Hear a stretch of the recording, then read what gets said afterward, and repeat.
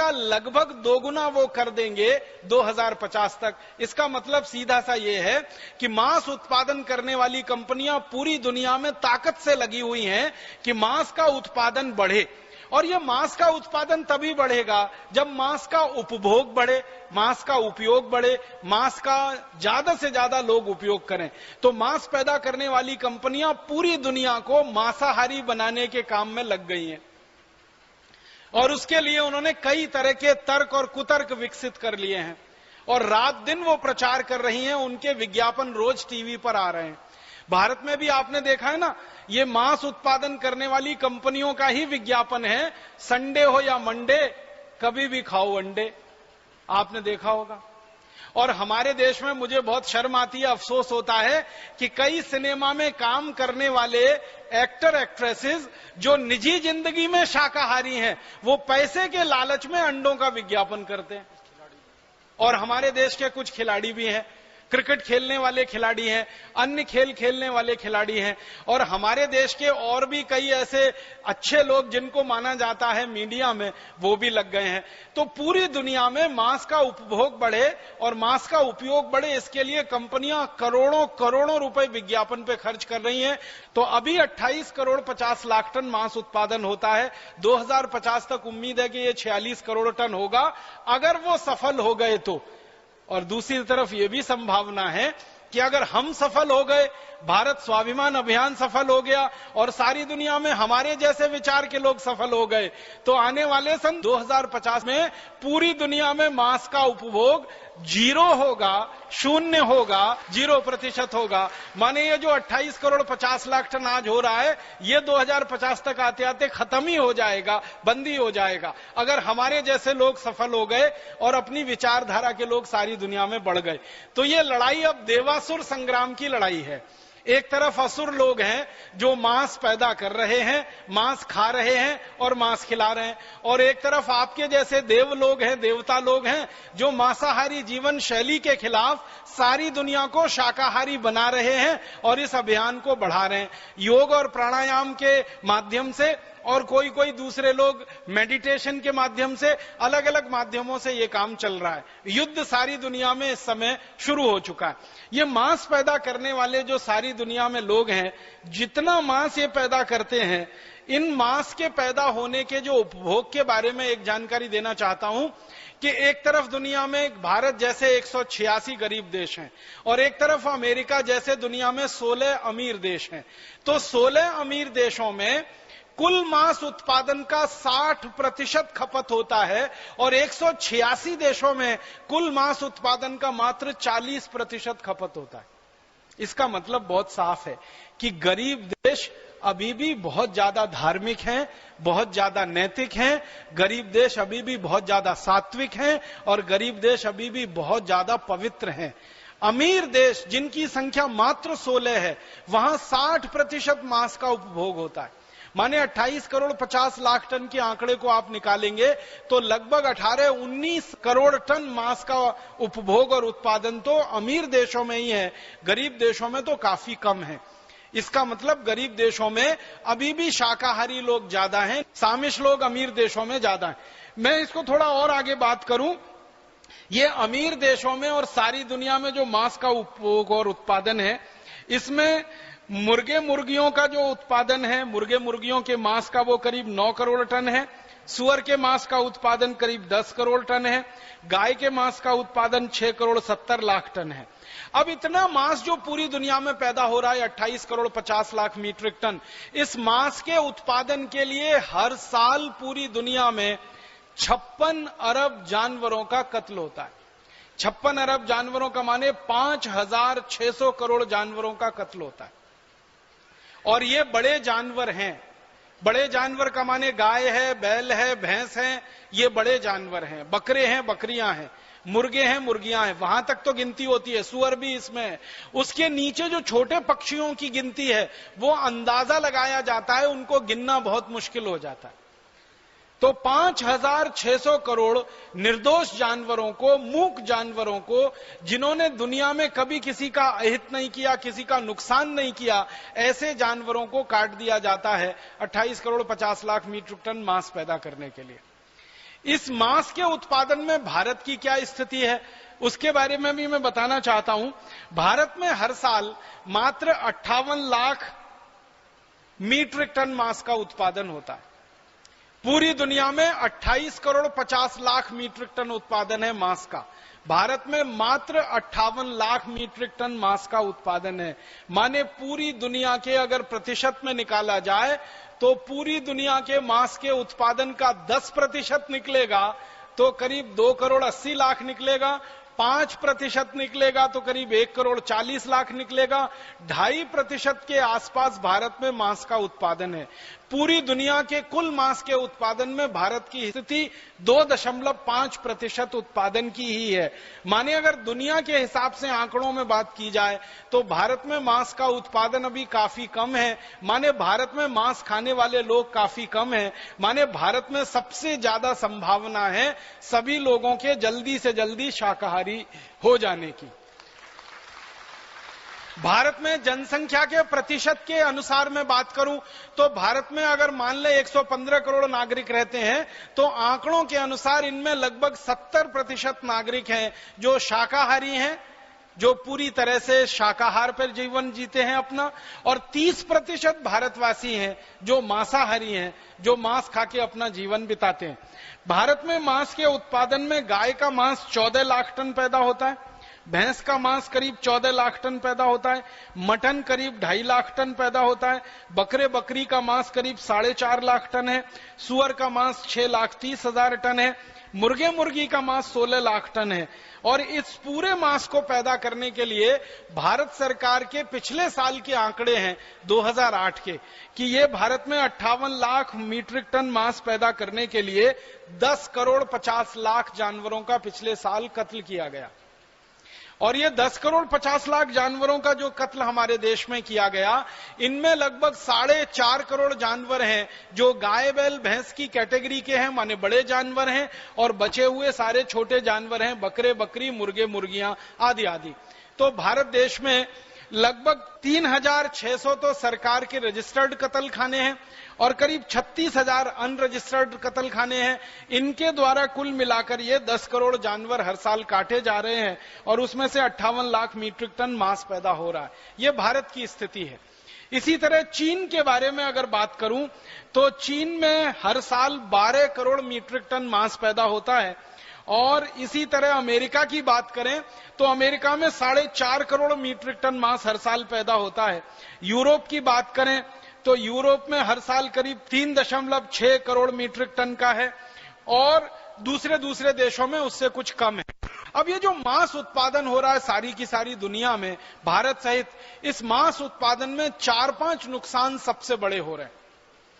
मैंने आपसे सबसे पहले कहा कि जो अनाज हम मनुष्य को खिलाने के लिए पैदा करते हैं वो अनाज का एक बहुत बड़ा हिस्सा जानवरों को खिलाया जा रहा है और जानवरों को मोटा बनाकर उनका मांस खाया जा रहा है।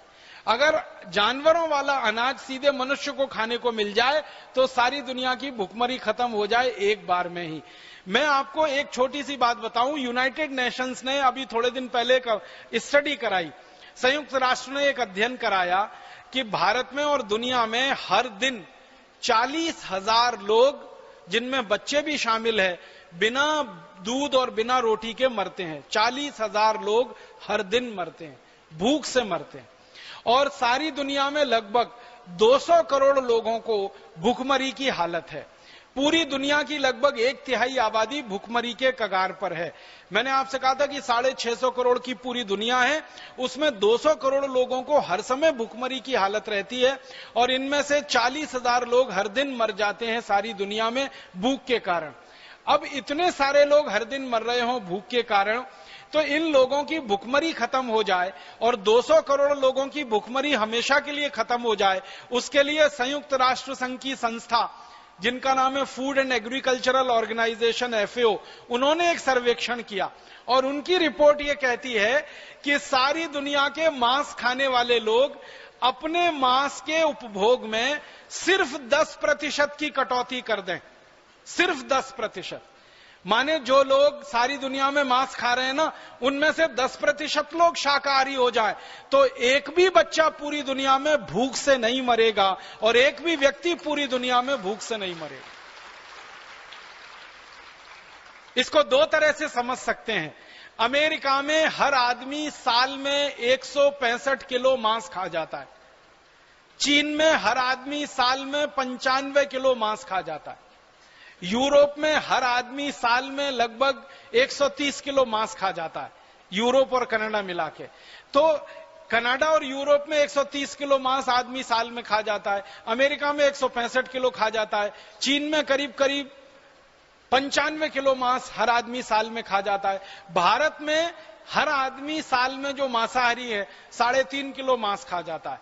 तो भारत की गिनती अगर अमेरिका, चीन और यूरोप की तुलना में करें तो बहुत नीचे आती है मांस खाने वालों में। फिर भी भारत के लोग अगर 10% मांस कम खाएं या भारत में 10% लोग शाकाहारी हो जाएं, अमेरिका में हर आदमी जो 165 किलो मांस साल का खा रहा है, वो अगर 165 किलो मांस को 150 किलो कर दे साल में खाना, या कनाडा का आदमी 120 किलो कर दे या 115 किलो कर दे और चीन का आदमी 80 किलो कर दे, अपने अपने मांस में 10% की कटौती कर दें अगर वो खाने में, तो दुनिया के 200 करोड़ लोगों का हमेशा के लिए पेट भरा जा सकता है। और 40,000 बच्चे जो रोज भूखे मर रहे हैं और बड़े लोग भी उनके साथ मर रहे हैं, उनकी जिंदगी में कभी भूखमरी से मौत नहीं हो सकती है।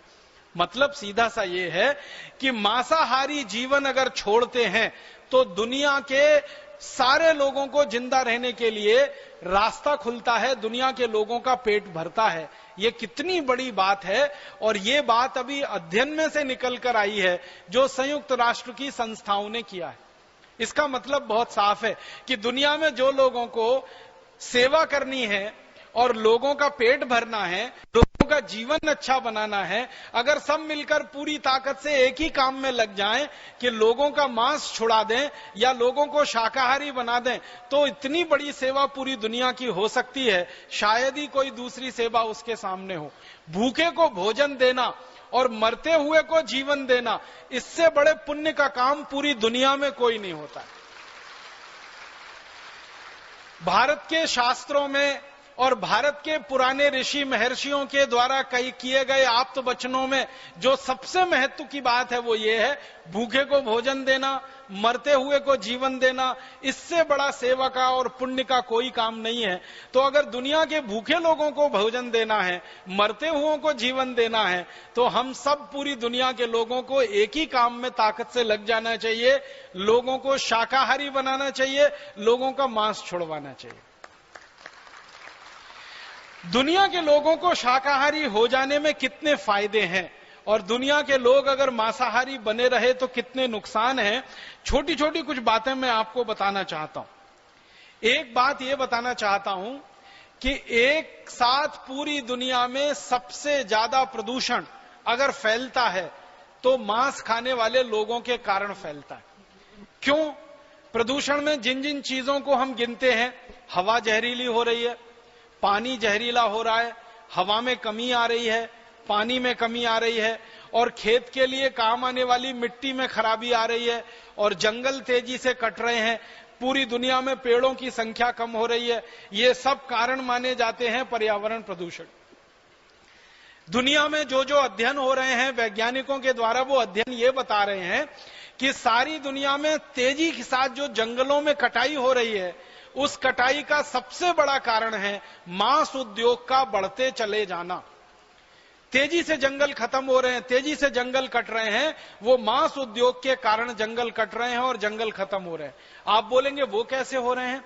मांस उद्योग के द्वारा मांस का उत्पादन करने के लिए और उत्पादन को पैक करने के लिए और उस पैकिंग को एक जगह से दूसरी जगह भेजने के लिए सबसे ज्यादा जो कच्चा माल खर्च हो रहा है वो लकड़ी खर्च हो रही है। आपने देखा है मांस के जो पैकेट होते हैं, जो डब्बे बनाए जाते हैं, उन डब्बों में जो मटेरियल इस्तेमाल किया जाता है, जिन चीजों से वो डब्बे बनाए जाते हैं, उन चीजों का सबसे ज्यादा आने का काम वो जंगल से ही होता है। जंगल में खास किस्म के पेड़ों का कटना, उसके द्वारा खास किस्म के कागज का उत्पादन और उस खास किस्म के कागज का पैकिंग के लिए उपयोग और उस पैकिंग को एक जगह से दूसरी जगह भेजने के लिए और बड़ी पैकिंग का उपयोग, इसमें सबसे ज्यादा जंगल कटते हैं और उन जंगलों के कटने से सारी दुनिया में पर्यावरण का प्रदूषण हो रहा है। वैज्ञानिकों का यह कहना है कि तेजी के साथ जंगलों की समाप्ति अगर हमें रोकनी है और जंगलों को बढ़ावा देना है तो ये मांस उद्योग को बंद कर दिया जाए, तभी यह संभव हो पाएगा, अन्यथा वो संभव नहीं हो पाएगा। दूसरा, सारी दुनिया में पानी का सबसे ज्यादा खर्चा अगर कोई करता है तो ये मांस उद्योग करता है। मैं आपको एक हैरान करने वाले आंकड़े की तरफ ध्यान दिलाना चाहता हूं। 1 किलो मांस पैदा करना पड़े और 1 किलो गेहूं पैदा करना पड़े, 1 किलो मांस पैदा करना पड़े और 1 किलो चावल पैदा करना पड़े, 1 किलो दाल पैदा करनी पड़े और 1 किलो मांस पैदा करना पड़े, 1 किलो मक्की और बाजरा पैदा करना पड़े और 1 किलो मांस पैदा करना पड़े, दोनों स्तर पर उपयोग होने वाले पानी में कितना अंतर है जमीन आसमान का। आप जानते हैं सबसे ज्यादा पानी का उपयोग होता है चावल की खेती में, चावल पैदा करने में सबसे ज्यादा पानी लगता है। उसके बाद दूसरे नंबर पर गन्ने की खेती में सबसे ज्यादा पानी लगता है। तो गन्ने और चावल की खेती में से अगर 1 किलो चावल हम पैदा करें, 1 किलो चावल पैदा करने में 5000 लीटर पानी खर्च होता है। खराब से खराब जमीन की बात कर रहा हूं मैं। और अगर जमीन बहुत अच्छी है, जमीन बहुत उपजाऊ है, जमीन में नमी बहुत है, तो 1 किलो चावल पैदा करने में मात्र 3 से 3500 लीटर पानी खर्च होता है। तो 1 किलो चावल पैदा करें तो अच्छी जमीन पर 3-3500 लीटर पानी खर्च होगा, खराब से खराब जमीन पर 5000 लीटर पानी खर्च होगा 1 किलो चावल पैदा करने में।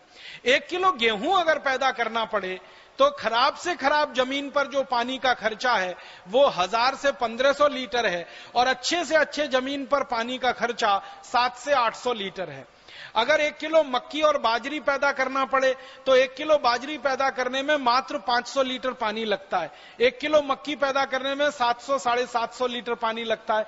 माने आप अगर देखना चाहें तो इस बात को देखें कि 1 किलो चावल हो या 1 किलो गेहूं हो या 1 किलो मक्की हो या 1 किलो बाजरी हो, इन सबको पैदा करने में अधिक से अधिक 5000 लीटर पानी और कम से कम 500 लीटर पानी खर्च होता है। माने 500 लीटर से लेकर 5000 लीटर के पानी में 1 किलो भोजन और अनाज पैदा होता है। अब दूसरी तरफ हम देखें, 1 किलो मांस पैदा करना पड़े, गाय का मांस पैदा करना पड़े जिसको बीफ कहते हैं, सुअर का मांस पैदा करना पड़े जिसको पोर्क कहते हैं, और मटन आदि कोई भी मुर्गे मुर्गियों का मांस पैदा करना पड़े तो 1 किलो मांस पैदा करने में 70,000 लीटर पानी खर्च होता है।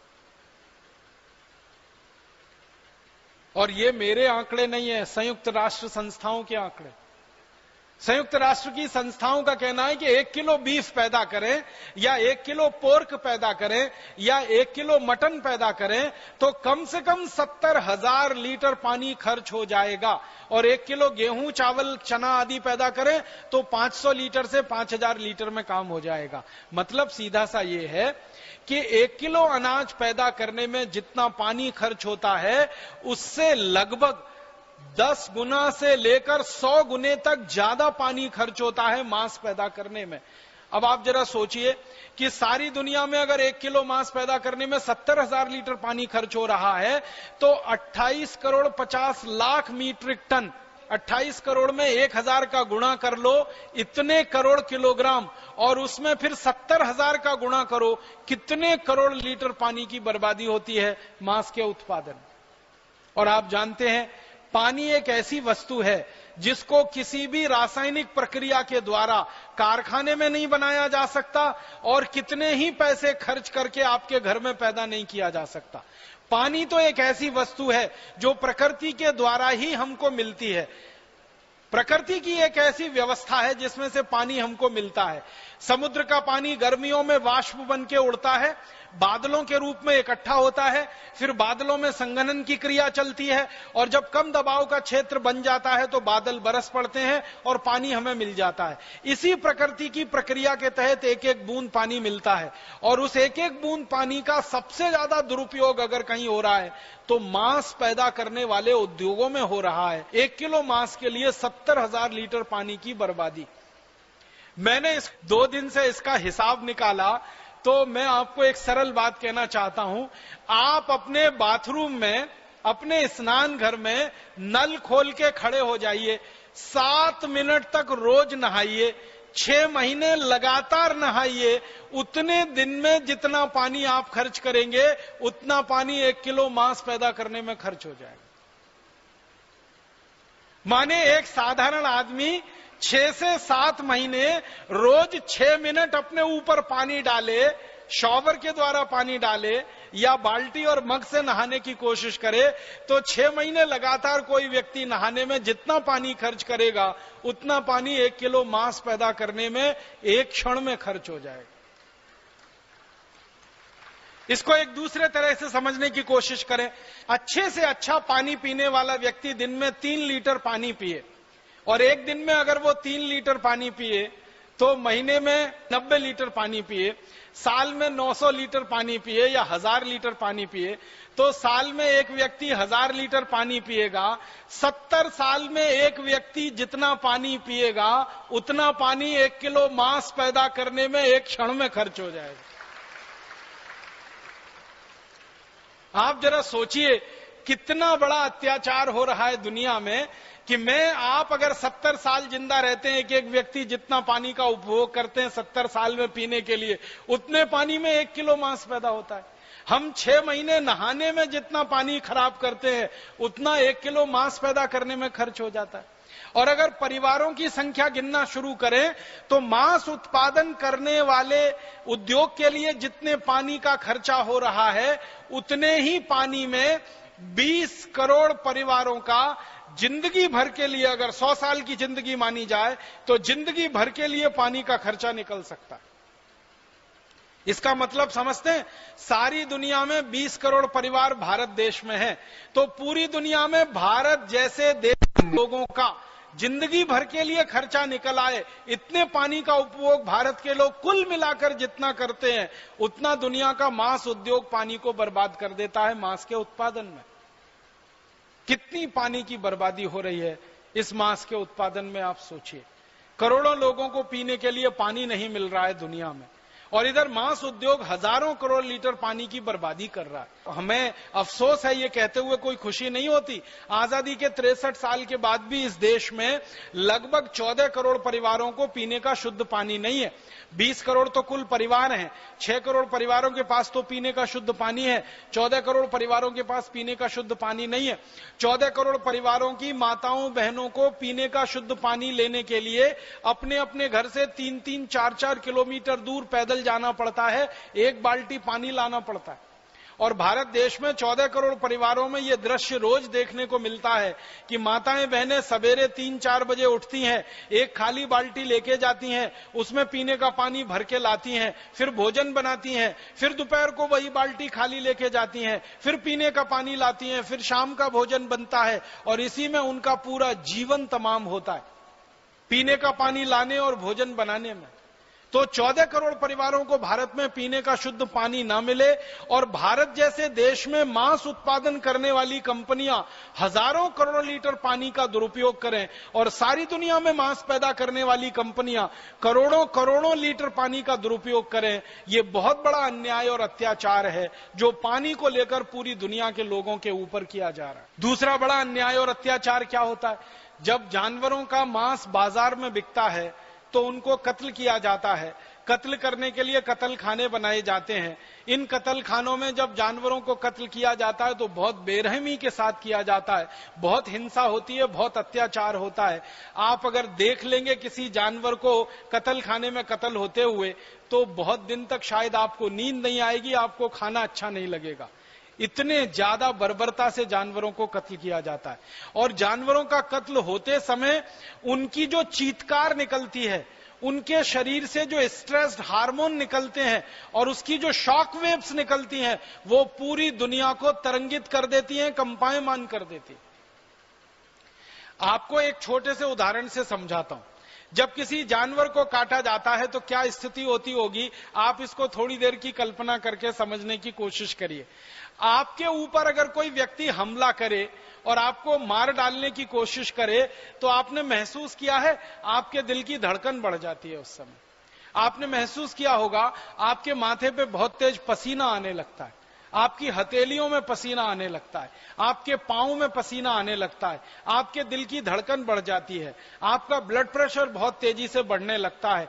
माने शरीर में कुछ खास तरह के परिवर्तन आते हैं जब कोई हमारे ऊपर हमला करता है। और हमला करने की स्थिति में हमारा शरीर, हमारा मन दो ही प्रयास करता है, या तो हमलावर से हम लड़ जाएं, भिड़ जाएं, या वहां से भागकर अपनी जान बचाएं। तीसरा कोई प्रयास आपका शरीर उस समय नहीं कर सकता। तो आप सोचिए कि जब आपके ऊपर कोई हमला करने के लिए तैयारी करता है और आपके शरीर में इस तरह के बड़े परिवर्तन आते हैं, तो जानवरों की जब हत्या की जाती है तो उनके ऊपर जब हमला किया जाता होगा तो उनके शरीर में कितने परिवर्तन आते होंगे। कत्ल खानों को अंदर से जिन लोगों ने देखा है, कत्ल खानों के ऊपर जिन लोगों ने फिल्में बनाई हैं, कत्ल खानों के ऊपर जिन लोगों ने वीडियो फिल्में बनाई हैं, वो सारी दुनिया में अभी उपलब्ध हैं। कभी आप चाहें तो आपको भी वो सब दिखाई जा सकती हैं। लेकिन मैंने तो वो फिल्में देखी हैं, मुझे 3-3 दिन नींद नहीं आई है, बहुत सारे दिन तक खाना खाने का दिल नहीं किया है। इसलिए कई बार लगता है कि लोगों को ये हिंसा क्यों दिखाई जाए, क्रूरता क्यों दिखाई जाए। बहुत तकलीफ की स्थिति में जानवरों को काटा जाता है। गाय को जब काटते हैं, भैंस को जब काटते हैं, बैल को जब काटते हैं, ऐसे ही नहीं काट देते एकदम में, धीरे धीरे उनको तड़प तड़प के मरने के लिए मजबूर होने की स्थिति में काटते हैं। पहले तो उनको भूखा रखा जाता है और बार बार भूखा रख के उनके शरीर को कमजोर किया जाता है। फिर इनके ऊपर गर्म पानी की बौछार डाली जाती है और वो गर्म पानी 70 डिग्री सेंटीग्रेड से लेकर 100 डिग्री सेंटीग्रेड तक का होता है। उस गर्म पानी की बौछार में जानवरों का शरीर फूलना शुरू हो जाता है, उसमें सूजन आना शुरू हो जाती है। जब शरीर पूरी तरह से फूल जाता है, गाय बैल भैंस तड़पते रहते हैं, चीखते रहते हैं, चिल्लाते रहते हैं, तब जीवित स्थिति में उनकी खाल को उतारा जाता है। और जीवित स्थिति में खाल को उतार कर जो खून इकट्ठा होता है, वो खून भी जीवित स्थिति में इकट्ठा किया जाता है। फिर गर्दन पे एक तरफ छोटा सा कट लगाया जाता है, गर्दन एक तरफ लुढ़क जाती है, फिर उसमें से बल बल बल बल खून निकलना शुरू होता है। तब तक जानवर तड़पता रहता है, अपने को छुड़ाने की कोशिश करता रहता है, लेकिन कसाई उसको पूरी तरह से मार नहीं देते हैं। जब धीरे धीरे स्पंदन कम होते जाते हैं, तब जाके पूरी गर्दन काटी जाती है। फिर उसके पांव अलग से काटे जाते हैं, फिर शरीर का एक एक अंग उसमें से निकाला जाता है। अंदर की अंतड़ियों को खींच के निकालते हैं, बड़ी आंत को खींच के निकालते हैं, छोटी आंत को खींच के निकालते हैं। माने इतनी ज्यादा बर्बरता और क्रूरता के साथ उनको कत्ल किया जाता है।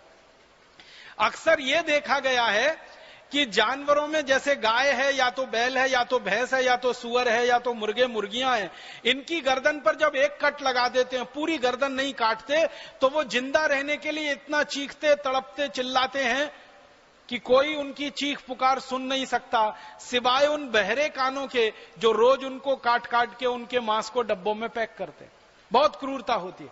अब आप क्या समझते हैं, ये जो क्रूरता होती है, इस क्रूरता में जानवरों की जो चीत्कार निकलती है, जो चीखें निकलती हैं, वो पूरे वातावरण में ही घूमती रहती हैं।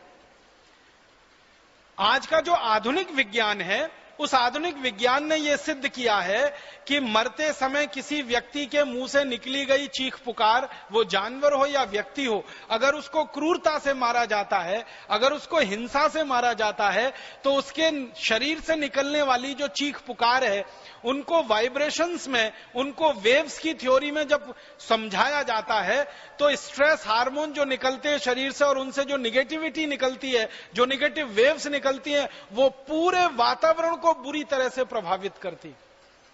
और उस वातावरण पर पड़ने वाले प्रभाव का अन्य सभी मनुष्यों के ऊपर प्रभाव पड़ता है और अन्य सभी मनुष्यों के मन में नकारात्मक भाव ज्यादा से ज्यादा आते हैं और नकारात्मक भाव जब ज्यादा से ज्यादा लोगों में आते हैं तो हिंसा करने की प्रवृत्ति लोगों में बढ़ती है। तो जानवरों को हिंसा करके जिस तरह से मारा जाता है, उस हिंसा की प्रतिक्रिया सीधे साधे सच्चे भोले भाले लोगों के ऊपर भी बहुत ज्यादा तेजी से होती है। दुनिया के वैज्ञानिक अब इस बात पर सहमत हो रहे हैं कि जानवरों को मारकर जो हिंसा हो रही है और उससे जो शॉक वेव्स निकल रही हैं सारी दुनिया में, ये सीधे साधे भोले भाले स्वस्थ लोगों के मन मस्तिष्क को इतनी ज्यादा प्रभावित कर रही हैं कि लोग बहुत ज्यादा नकारात्मक और हिंसक हो रहे हैं और नकारात्मकता और हिंसा सारी दुनिया में बढ़ रही है तो अत्याचार और पाप पूरी दुनिया में बढ़ रहा है। वो जानवरों की होने वाली हत्या है। दिल्ली विश्वविद्यालय में 2 प्रोफेसर हैं जिन्होंने पिछले 20 साल इस पर रिसर्च किया और अध्ययन किया है। उनका तो ये दावा है, वो दोनों प्रोफेसर इस देश के, एक का नाम है श्री मदन मोहन और एक दूसरे उनके सहयोगी, बहुत बड़े भौतिक शास्त्री हैं दोनों। भारत सरकार ने उनको पुरस्कार दिया है इस बात